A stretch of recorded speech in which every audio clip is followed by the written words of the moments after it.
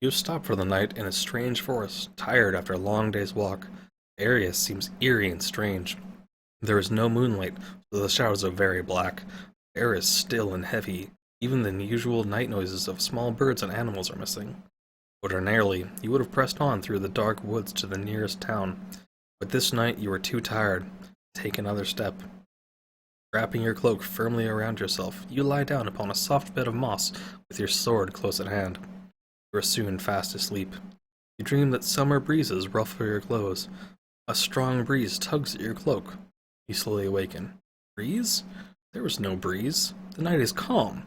Your reflexes scream in alarm, and you awaken, eyes snapping open.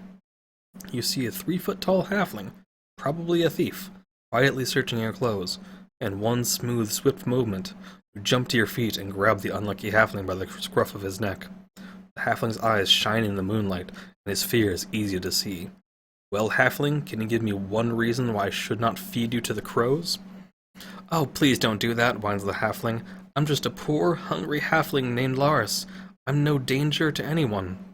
Why, I just now escaped a terrible fate. If you spare me and feed me, I'll tell you where you can find all the treasure in the world. You hesitate, then lower him to the ground, saying, I have no need for all the world's riches, but what you say sparks my interest. I will spare your life and feed you if your story interests me enough to pay for my lost sleep, but I warn you, the tale does not. I will feed you to the crows. Carefully watching the halfling, gather dry wood from beneath the tree and start a fire. Soon, you and the halfling share its welcome warmth. Its bright light holds back the shadows of the night. You brew mugs of strong tea, as the halfling falls ravenously on a leg of mutton and a round of cheese. He eats as though it has been years since he last saw food. Halfling, you spoke of treasure and adventure, you urged, trying not to show your curiosity. Laris wipes his mug with a grimy finger, searching for any sugar his tongue might have missed. All the while, his large brown eyes flicker about, calculating his chances for escape. He studies the strong grace of your movement, your mirror-bright shield glinting in the firelight, and your sword hanging easily within reach, its hilt polished with use. Wiping his mouth with the back of his hand, the halfling sighs and stares into the flickering fire. Aye, 'tis true. 'Tis a marvelous tale. Truthful, too, but there are hardly any who will believe it when I get back to my home. Well, try me. I'm always ready for a good tale, and you still owe me for dinner and your life. I'll tell you, says the halfling, fixing you with a shrewd look, but you may wish you never asked. Settling back against the tree stump, a faraway look comes into the eyes of the halfling, begins his tale. I've lived around these parts all my life, and a right pleasant place it was until the magic user showed up. Kalman, he called himself. No one knows who he is or where he came from. One day he wasn't there, the next he was. Things soon began to change for the worse. People grew poor and sickly, crops withered and livestock weakened and died. And throughout all our troubles, the magic user grew richer and more powerful. At last, the people had their fill. Gathering their courage, they came upon Kalman in the middle of the night, burned his house down, and drove him from the town. He fled into these woods and claimed them as his own. We townsfolk stay far from these woods, but travelers who choose not to listen to our warnings enter the woods and are never seen again. I was always too smart for my own good, sighs the halfling. One day I decided I would learn the secrets of these woods, the missing travelers, and perhaps figure out how I could kill the wizard. If I could do that, I could return to the village as a rich hero. So one morning, without even a goodbye to me missus, I slipped into the woods. I explored every inch of the evil woods and found nothing. Finally, I came to a mountain just outside the forest. I was cold and tired, so I crawled up on the edge of a rock to rest. I was going to sit for a moment before I went home. I must have fallen asleep, for the next thing I knew, I woke up to find Kalman standing over me. So you wanted to find me, halfling, he said. Well, now you have, and I wager you'll get more than you bargained for. With a wave of his hand, he put a spell on me so I couldn't move. He slung me over his shoulder like a trussed-up rabbit. Then we slipped through an opening in the side of the mountain. I cannot and tell you, and will not tell you, of all of the frightening things I saw. I don't even want to think of them. shouted the halfling. "He carried me to the very center of the mountain, maybe to the center of the world for all I know. And there I saw all the treasure in the world." "And you wanted to rob me," said Kalaman, "so look upon my treasure. You will always know just how much you have lost. Those who seek danger foolishly will always find it. Those who know how to handle both danger and wealth are few and far between. You are lucky. I feel generous. I shall let you go and not even change you into a newt, as you deserve. When you return to your home, no one will believe you. Your friends will think you have been drinking fermented corn juice in the woods, and have made this story up to cover your absence. They will laugh at you. Only you will know what you have beheld and lost. Now be gone." Black smoke came from his fingertips. When it cleared, I found myself in these dark woods, alone and hungry. Lara stares into the fire for a long time without speaking. Finally, he rouses himself and says, with a shaky laugh, "You can see now, I'm just a poor halfling, of no harm or help to anyone." You feel sorry for the forlorn little fellow, and are curious about both the evil wizard and the fabulous treasure. Strangely enough, you do believe him, even though the little man is clad in a grimy patchwork cloak, with one toe peeking through his tattered leather boots. His eyes hold a stubborn look that says, "I'm not a quitter."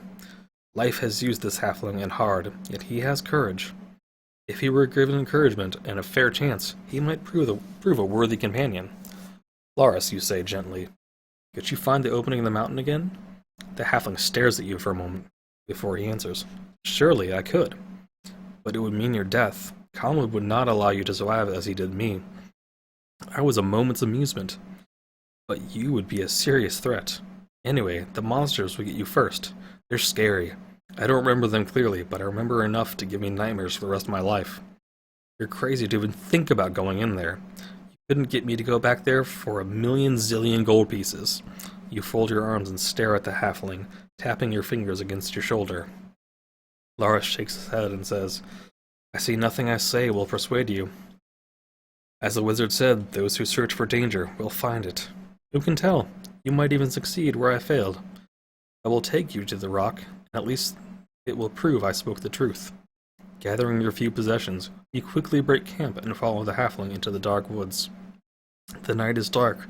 Without the halfling's knowledge of the way, you would be hopelessly lost. Trees loom out of the darkness, brambles clutch at your legs, and sharp stones cut into your boots. At last the mountain rises before you, silhouetted against the night. The halfling searches about for a while, then cries, "Aha! Here it is!" A large dark crack looms in the mountain before you. You turn to the halfling, almost expecting him to have disappeared, but he has remained faithfully by your side, instead of scurrying off into the night as soon as you found the opening. "Halfling, what will happen if you return to your village?" you ask. Laurus laughs a bitter laugh. "If I tell the truth, my missus will scold me. She's a hard woman. If I don't tell the truth, she'll still yell at me for disappearing, and not talk to me, although that might be a blessing. I will just go back and be little Laurus, the baker's helper." "Laurus," you say, "it took great heart and courage to try such a dangerous task. Would you consider joining me on a second adventure? Kalaman will never expect you to return, and with your assistance, we may defeat this evil wizard. If we succeed, you will return home a hero. Thereafter, you'll be known as Laurus the Brave." The halfling looks down at the ground, his shoulders sagging. "I couldn't do it," he whispers. "I'm not a fighter. Pick somebody who won't let you down. I don't want someone else. I need you, and I want you. You can do it if you believe in yourself." After a long pause, the halfling looks up into your eyes and pulls at his beard. You really need my help? You really think I could do it? I'll be honest, I'm scared. Much of what I saw seems like a nightmare to me. All scary and creepy and blurry. But I would like to be known as Laurus the Brave. A real adventurer, he muses. One that might actually succeed. You're strong and handy with your weapon. I bet you're tricky too. More of a challenge to that wizard than I was. But I've been there. Maybe I could help, maybe I couldn't. What do I have to lose? Me missus scolds me and the others laugh at my size. There is not much to lose, and lots to gain. His voice fades as he thinks to himself. Finally he shouts, "Yes, I'll do it. I'm your man if you want me. Can you handle a weapon, you ask? I've had little call to use one as a baker's helper, but I know the basics every child learns, replies the halfling. I'm loyal, and I'm very strong. Well spoken, Loris. I have met giants who bore the heart of mice. People should never judge a man by his size. The things that matter, truth, loyalty, courage, and honor, will never be found in a yardstick. The halfling smiles up at you, his round eyes rimmed with bright tears. Come, no time for tears. Now then, I'm called Karak. Clasp my hand and let us swear our loyalty to each other and to our mission. The halfling slides his small leathery hand into yours, and you soon swear the oath. Well, you say, there's no reason to stay. Let the adventure begin. You look at the stars and breathe deeply of the clean, crisp air. Then with your hand wrapped firmly around the hilt of your sword, you step into the opening. Inside, all is quiet. It appears a simple cave. Even though the halfling's tale sounds true, you question it for just a moment. As your eyes grow accustomed to the darkness, you see a skeleton leaning against the wall in one corner. Staring at its opposite wall, a small shield lies by its side. With a little polishing, it might shine as brightly as your own. Pick up the shield and give it to Laris, also handing him your dagger. The halfling takes the weapon and shield, holding the dagger gingerly with his fingertips. It's not going to bite you, you say. Hold it firmly, be ready, don't strike until you are certain of your target, and once you begin, do not falter. I'll try and do my best, Laris says, putting the dagger into his belt. I'm scared, but I won't let you down. He begins polishing the shield. Your eyes follow the skeleton's gaze. You see a message scrawled in red on the wall of the cave. Watch the water that is not water, and beware the basilisk. The rest of the cave is empty, except for a pile of leaves and twigs in the west corner, and a hole in the wall under the message. Well, Laris, where do we go from here, you ask? I do not know, the halfling replies. I do not remember any trails, just some of the things I saw. Do you wish to investigate the hole in the wall? Or do you wish to check the pile of leaves in the corner?